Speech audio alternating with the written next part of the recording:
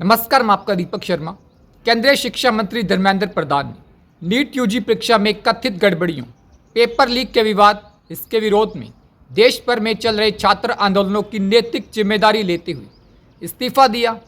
प्रधानमंत्री नरेंद्र मोदी को भेजे अपने पत्र में स्पष्ट किया कि देश के करोड़ों विद्यार्थियों का भविष्य राष्ट्रीय परीक्षा प्रणाली की विश्वसनीयता किसी भी पद या युक्ति से ऊपर है। जंतर मंतर पर जारी प्रदर्शनों, विपक्ष के लगातार बढ़ते दबाव के बाद सरकार को यह कदम उठाना पड़ा। शिक्षा मंत्रालय की कमान संभाल रहे धर्मेंद्र प्रधान पर पिछले कुछ समय से प्रशासनिक और राजनीतिक दबाव लगातार बढ़ रहा था। नीट यूजी परीक्षा में बड़े पैमाने पर गड़बड़ियां और पेपर लीक के आरोपों ने पूरी प्रणाली पर सवाल खड़े कर दिए थे। लाखों मेडिकल उम्मीदवारों के भविष्य पर अनिश्चितता के बादल छा गए थे, जिससे मंत्रालय की साख को भारी धक्का पहुंचा। कॉकरोच जनता पार्टी और विभिन्न छात्र संगठनों के नेतृत्व में जंतर मंतर पर व्यापक विरोध प्रदर्शन आयोजित किए गए। छात्रों ने जब तक शिक्षा मंत्री का इस्तीफा नहीं होता तब तक आंदोलन खत्म न करने का कड़ा रुख अपनाया हुआ था। परीक्षाएं आयोजित करने वाली संस्था एनटीए की कार्यप्रणाली पर गंभीर सवाल उठे थे।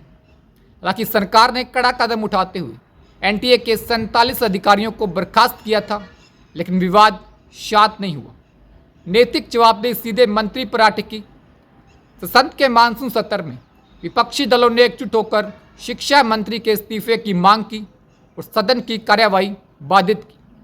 विपक्ष का रुख साफ था कि पेपर लीक पर चर्चा से पहले मंत्री की नैतिक जवाबदेही तय हो। केंद्रीय शिक्षा मंत्री धर्मेंद्र प्रधान ने अपने पद से इस्तीफा दे दिया। यह मोदी सरकार के 12 साल के कार्यकाल में दूसरा इस्तीफा है। पहला 2018 में एमजे अकबर का था, जिन्होंने #BeToo आंदोलन के बीच इस्तीफा दिया था। लेकिन प्रधान का इस्तीफा उस पीढ़ी की जीत है से तिलचट्टा खा गया। मोदी सरकार किसान आंदोलन से नहीं झुकी, CAA NRC के विरोध से नहीं डिगी, कोविड मैनेजमेंट की आलोचना से नहीं हिली। उसी सरकार को जैन जी ने कैसे घुटने टेकने पर मजबूर कर दिया और बीजेपी सरकार की है सबसे बड़ी हार बन गई।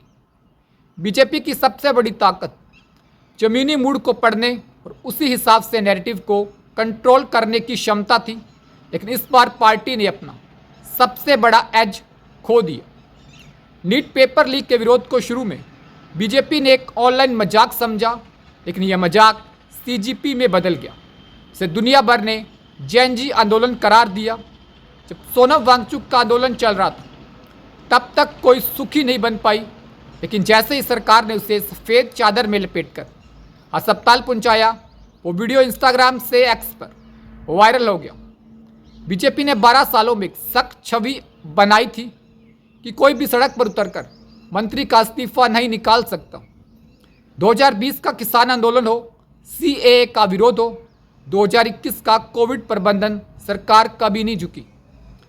बीजेपी का स्टैंड था हमारे मंत्रियों को इस्तीफा नहीं देना पड़ता, लेकिन 26 जुलाई को वो स्टैंड रह गया।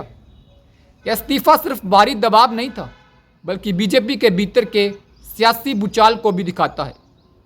धर्मेंद्र प्रधान सिर्फ एक मंत्री नहीं, बल्कि ओडिशा में बीजेपी के 20 सांसदों के नेता थे।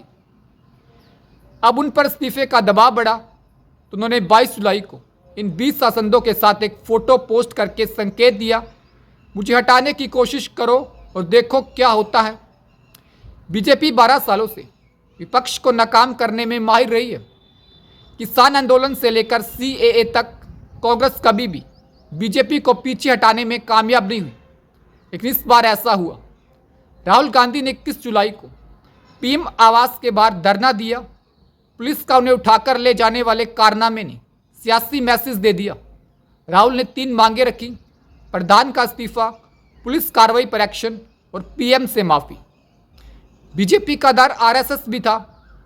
12 सालों में RSS ने कभी भी जन आंदोलन के दबाव में बीजेपी को झुकने का संकेत नहीं दिया, लेकिन इस बार ऐसा हुआ।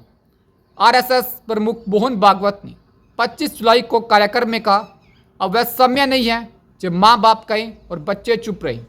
नई पीढ़ी सवाल पूछती है, तर्क मांगती है। अब हुक्म नहीं, संवाद करना होगा, सहमति बनानी होगी। राजनीतिक विश्लेषकों के मुताबिक यह एक सीधा संकेत था कि सरकार जैन जी से झगड़ा मत करो, झुक जाओ। अगर आरएसएस ने यह नहीं कहा होता तो शायद यह आंदोलन शासन परिवर्तन की मांग तक पहुंच सकता था। भागवत ने खुद बीजेपी के रवैये को नकार दिया, जो पार्टी के लिए सबसे बड़ा अपमान था। यह पहली बार है जब आरएसएस को अपनी सरकार को सरेंडर का संकेत देना पड़ा। यह बीजेपी आरएसएस रिश्ते में एक बड़ी दरार है। धर्मेंद्र प्रधान के इस्तीफे के बाद जंतर मंतर पर कॉकरोच जनता पार्टी के प्रमुख अभिजीत दीपके ने कहा, वे कहते थे इस सरकार में इस्तीफे नहीं होते, लेकिन झुकती है दुनिया, झुकाने वाला चाहिए। नमस्कार, आपकी इस बारे में क्या राय है? आप भी कमेंट बॉक्स में अपने सुझाव दे सकते हैं। उम्मीद करते हैं वीडियो अच्छी लगी होगी। वीडियो को लाइक कीजिए, शेयर कीजिए, चैनल को सब्सक्राइब कीजिए। धन्यवाद।